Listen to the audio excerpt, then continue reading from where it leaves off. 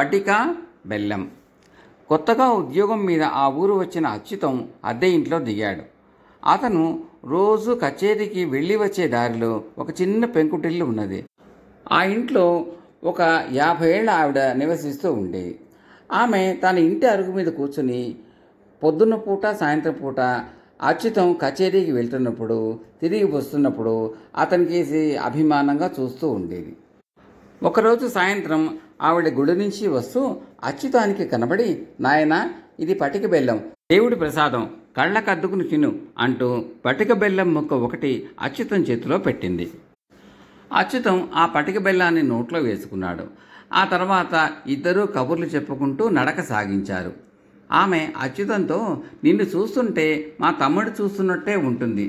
వాడు పొరుగురులో కరణం, వాడంటే నాకు పంచ ప్రాణాలు, వాడికి మాత్రం నా నీడే గిట్టదు అంటూ కళ్ళనీళ్లు పెట్టుకున్నది.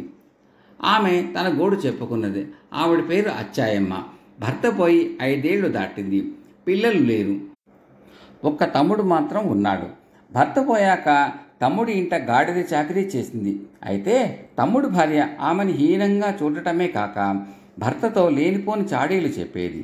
అవి నమ్మి తమ్ముడు ఆమెను కొట్టవచ్చేవాడు. అన్నీ సహించి ఆమె అక్కడే పడి ఉండేది. 2 ఏళ్ల క్రితం తమ్ముడు ఇంట్లోంచి తరిమేసే వచ్చి ఈ ఊర్లో ఉంటున్నది.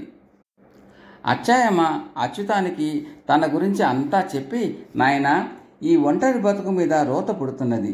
ఎన్ని చేసినా మా తమ్ముడిని మర్చిపోలేకుండా ఉన్నాను. నువ్వైనా అప్పుడు ఇక్కడికి వచ్చి నాతో మాట్లాడుతూ ఉంటే తృప్తిగా ఉంటుంది అంటూ కళ్ళ నీళ్లు తుడుచుకున్నది. అచ్యుతానికి ఆమె మీద జాలి పుట్టుకొచ్చి, అలాగే వచ్చిపోతూ ఉంటాను అక్కయ్య అన్నాడు. ఈ జవాబుకు ఆమె మురిసిపోయి అప్పటికప్పుడు వంట చేసి అచ్యుతం చేసా కొసరి తినిపించింది. ఆ రోజు నుంచి అచ్యుతం తరచుగా ఆమె ఇంటికి వెళ్తూ ఉండేవాడు. ఆమె కూడా అచ్యుతం ఇంటికి వచ్చి అతడు కచేరీకి వెళ్ళాక ఇల్లు సర్ది బట్టలు ఉతికి రాత్రి భోజనం కూడా సిద్ధం చేసి ఉంచేది. ఒకరోజు అర్ధరాత్రి అచ్యుతం ఇంటి తలుపు ఎవరో దడదడా బాదారు. అచ్యుతం పోయి తలుపు తీసేసరికి వాకిట్లో అచ్చాయమ్మ గడగడా వణికిపోతూ కనిపించింది. సంగతి ఏమిటి, ఎందుకో భయం అంటూ అచ్యుతం లోపలికి దారి తీశాడు. అచ్చాయమ్మ లోపలికి వచ్చి పెద్ద చెంబు మంచినీళ్ళు తాగి జరిగింది చెప్పింది. ఆమెకు నిద్ర పట్టబోతూ ఉండగా పెరట్లో ఏదో అలికిడి అయింది. ఆమె కిటికీలోంచి చూడగా పెరట్లో మొక్కలు తింటున్న గేదె ఒకటి కనిపించింది. ఆమె పెరటి తలుపు తెరిచి గేదెను అదిలించి వచ్చి తలుపు మూస్తూ ఉండగా మెడను చల్లగా ఏదో తాకింది. అచ్చాయమ్మ భయం కొద్దీ కేక వేయబోయి తల తిప్పేటంతలో గుప్పెట కత్తి పట్టిన ఒక నల్లటి వాడొకడు గోల చేయకుండా మెడలో ఉన్న గొలుసు, చేతికున్న బంగారం గాజులు ఇచ్చేయి, అరిచావు పీక తెగిపోతుంది అన్నాడు కరుకుగా. ఇంతలో నా అదృష్టం కొద్దీ గస్తీ తిరుగుతున్న రక్షక భటుడు అటుగా వచ్చాడు. దొంగ పళ్ళు కొరుకుతూ, ఇప్పటికి బతికిపోయావు, ఈ బంగారం వదులుతాననుకున్నావా, చూస్తూ ఉండు అని పారిపోయాడు.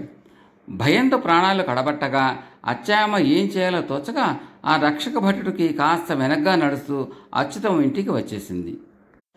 ఈ నగలు మా అమ్మవి, మొగుడు చచ్చిన దానికి నగలెందుకు, నా పెళ్ళానికి ఇవ్వు అంటూ వేధిస్తున్నాడు నా తమ్ముడు.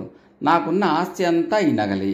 ఈ నగలు కూడా ఇప్పుడే ఇచ్చేస్తే నీ చచ్చాక నా శవాన్ని దహనం చేసేవాళ్ళు కూడా ఉండరు. ఇవి దొంగ ఎత్తుకుపోయాడు అంటే నా తమ్ముడు చచ్చినా నమ్మడు అంటూ అచ్చాయమ్మ తన మెడలో గొలుసు, చేతి గాజులు తీసి అచ్యుతం చేతిలో పెట్టింది. ఆ తర్వాత వారం తిరగకుండానే ఆమె అచ్యుతంతో, దొంగ భయంతో నాకు రాత్రిళ్ళు నిద్రే లేదు. కాపలా కాయలేని సొత్తును దగ్గర ఉంచుకోవటం మనిషికి నరకం. ఆ నగలు నా తమ్ముడు ముఖాన్ని కొట్టి వస్తాను అన్నది.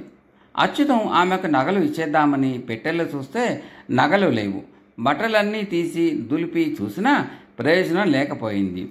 నగలు కనిపించకపోయేసరికి అచ్చాయమ్మ గొల్లుమన్నది. ఆ దొంగ వెధవ అన్నంత పని చేశాడు. నువ్వు ఏమరుపాటుగా ఉన్నప్పుడు లోపలికి వచ్చి ఆ నగలు ఎత్తుకుపోయి ఉంటాడు. 3000 ఖరీదు చేసే నగలు నేను ఎక్కడి నుంచి తెచ్చేది? నా తమ్ముడికి సంగతి తెలిస్తే చంపేస్తాడు. వాడు ఆ పాపం మూట కట్టుకోకముందే నేను ఏ నూతిలోనో దూకి చస్తాను అంటూ తన ఇంటికి వెళ్ళిపోయింది. అచ్యుతానికి ఏం చేయాలో ఏమీ పాలుపోలేదు. ఆ 3000 పెట్టి అచ్చాయమ్మకి అలాంటి నగలే చేయించాలి. కానీ తన దగ్గర అంత డబ్బు లేదు. అచ్యుతం అప్పటికప్పుడు బయలుదేరి అచ్చాయమ్మ తమ్ముడు ఉండే గ్రామం చేరాడు. అక్కడ కరణంగారి ఇల్లు తెలుసుకుని ఆయనతో జరిగిందంతా చెప్పి, ఆ నగలు పోవటానికి నా అజాగ్రత్తే కారణం, మీరు ఆవిడను ఏమీ కోప్పడకండి, వాయిదాల మీద ఆ డబ్బు చెల్లిస్తాను అన్నాడు ప్రాధేయపడుతూ. కరణం అంతా విని పెళ్ళుమే ఒక నవ్వు నవ్వాడు. మా అక్క బుద్ధి వయసు మీరుతున్న కొద్దీ పదునెక్కుతోంది, ఆమె సంగతి నీకు ఏమాత్రం తెలిసినట్టుగా లేదు అని అచ్చాయమ్మ గురించి అంతా చెప్పాడు. అచ్చాయమ్మది చిన్నతనం నుంచి దొంగ బుద్ధి. భర్త పోయాక తమ్ముడి ఇంట ఉన్న 2 ఏళ్ళు నానా రచ్చా చేసింది. ఇంట్లో అవి ఇవి దొంగిలించేది, వాడకానికి తెచ్చిన సరుకులు రహస్యంగా అమ్ముకునేది, పిల్లలను చావబాదేది, భార్యాభర్తల మధ్య తంపులు పెట్టేది. సొంత అక్క కదా అని చాలా కాలం సర్దుకుపోయాడు అతను. అయితే ఆమె ఇరుగు పొరుగు ఇళ్లల్లో కూడా చిన్న చిన్న దొంగతనాలు ప్రారంభించేసరికి ఇక తన పరువు పోతుందని ఇంట్లోంచి పంపించి వేశాడు. ఆమె ఖర్చులకు నెల నెలా డబ్బు పంపిస్తున్నాడు. మా అక్క నా మీద దుష్ప్రచారం చేసి ఎదుటి వాళ్ళ జాలి సంపాదించి వాళ్ళను మోసగిస్తున్నది. నువ్వు ఆవిడ మీద జాలిపడి ఆ 3,000 ఇస్తావు అని ఆవిడ ఆశ.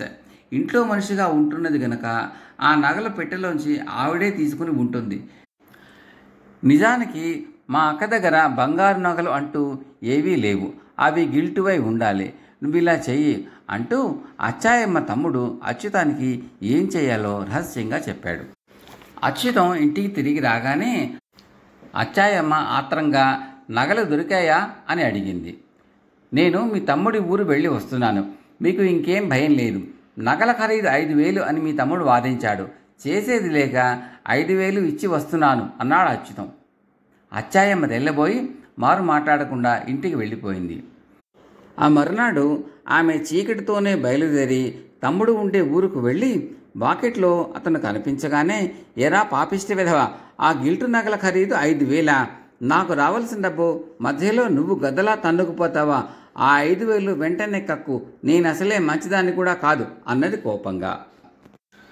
వస్తువుని అక్షింతలు వేస్తున్నావా? అవును, పెద్దదానివి గనక నీకు అర్హత ఉన్నది, కానీ ఒకటి, ఈ వయసులో డబ్బు కాపినంతో మోసాలకు దిగావు అంటే చచ్చి దయ్యాన్ని అవుతావు, హాయిగా దైవచింతన చేస్తూ మా ఇంట్లో ఉండు అన్నాడు అచ్చాయమ్మ తమ్ముడు. ఆమె వెనకనే బండిలో వచ్చిన అచ్యుతం ఈ మాటలన్నీ విని అచ్చాయమ్మతో, నిన్ను అక్క అని పిలిచినందుకు సిగ్గుపడుతున్నాను, నమ్మించి ఎంత మోసం చేశావు అన్నాడు అసహ్యపడుతూ. అచ్చాయమ్మకు తల కొట్టేసినట్టయింది. అచ్చాయమ్మ తమ్ముడు కరణం అచ్యుతంతో, నువ్వు కుర్రాడివి అయినా ఈ అనుభవంతో కొంత లోకజ్ఞానం అలవర్చుకోవాలి, పటిక బెల్లం పటిక చూపులకు ఒకేలా ఉంటాయి, ఏవో తెలుసుకోకుండా నోట పెట్టుకుంటే నోరంతా చేదవుతుంది, మనుషుల్లో కూడా అలాంటి పటిక లాంటి వాళ్ళు, పటిక బెల్లం లాంటి వాళ్ళు ఉంటారు అన్నాడు. కథ సమాప్తం. కథను విన్న శ్రోతలకు ఒక చిన్న మనవి, మీరు ఈ కథను విని ఆనందించిన తర్వాత నా ఈ ఛానల్కు సబ్స్క్రైబ్ చేయగలరు, మీ స్నేహితులతో తెలిసిన వారితో సబ్స్క్రైబ్ చేయించగలరు. మీరు బెల్ సింబల్ నొక్కి ఆల్ నొక్కితే నేను తదుపరి పెట్టబోయే వీడియోలన్నీ కూడా మీరు విని ఆనందించే అవకాశం ఉంటుంది. Thank you.